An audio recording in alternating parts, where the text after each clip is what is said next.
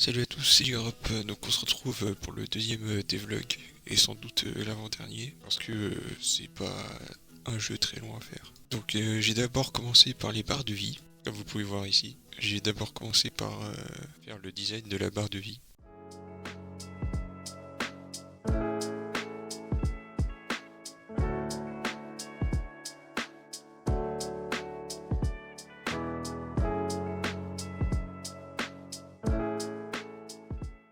Ensuite, les dégâts. Ah oui, parce que c'est bien, il y a des barres de vie, mais faut qu'elles servent à quelque chose. Oui, d'ailleurs, les ennemis aussi ont une barre de vie du coup, j'ai oublié de le préciser. Et donc là, comme vous pouvez voir, ils prennent des dégâts, et le joueur aussi peut prendre des dégâts. Passons à la suite. Sur cet extrait, on peut voir qu'il y a un bouton End Turn en haut à droite.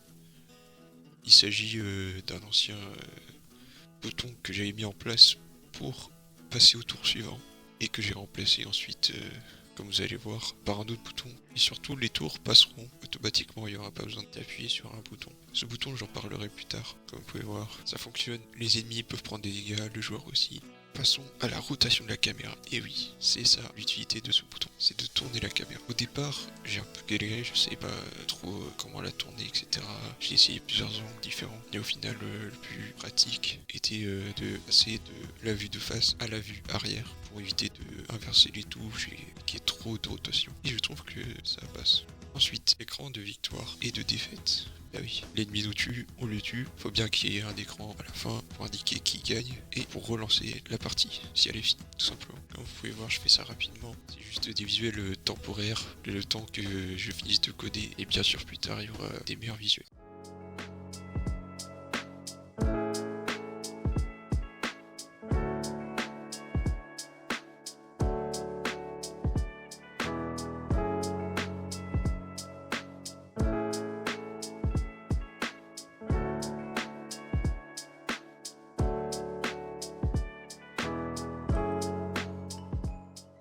Attention, on passe à la meilleure partie, celle qui donne un vrai sens au jeu et qui est aussi plus amusante à faire pour moi quand je code.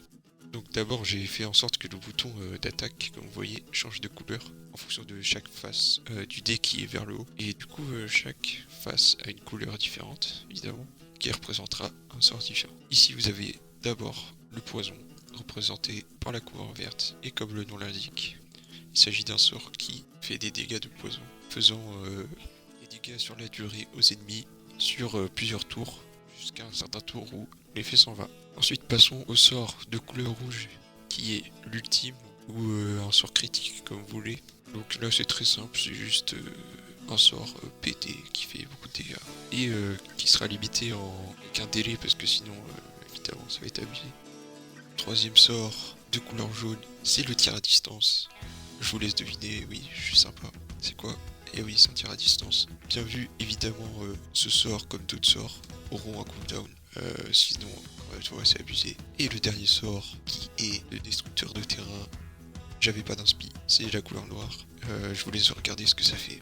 Voilà, c'est pété. Mais je trouve ça trop bien de détruire le terrain. Donc je vais bien le nerf, ne vous inquiétez pas. Donc là, on a un exemple où on peut s'auto-tuer avec ce sort. Donc il est abusé, mais tu peux aussi te faire avoir avec ton propre sort. Je sais pas comment tu en arrives là, mais c'est possible. Voilà.